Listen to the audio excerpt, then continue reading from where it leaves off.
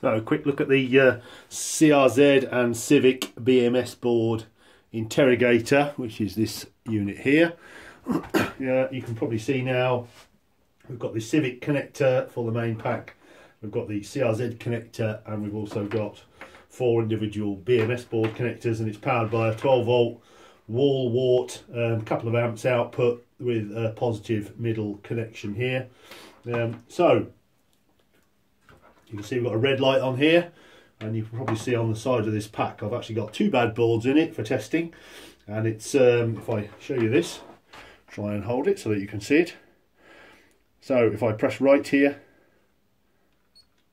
it'll take us to the screens for the individual boards, and you can see it says here board B 1, and the 1 means that there's an error, a fault.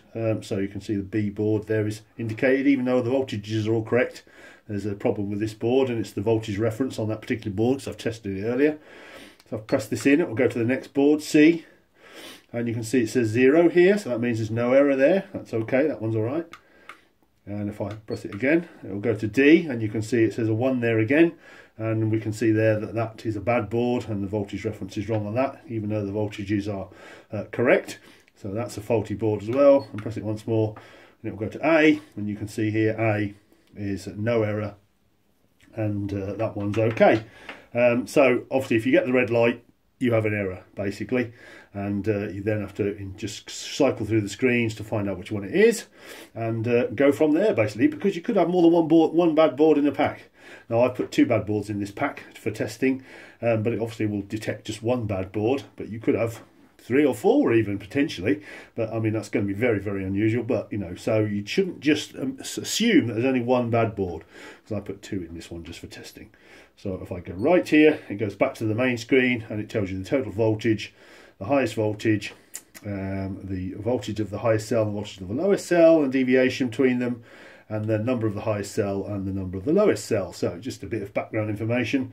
So that's basically all you do. You just basically plug it into the pack, power this on, it powers up the things. The boards have to be connected to a pack to do this testing, because otherwise it can't detect the voltage reference faults, because the voltage reference is only powered up when the BMS board is powered by the pack. So it has to be plugged into packs like this for this testing to work.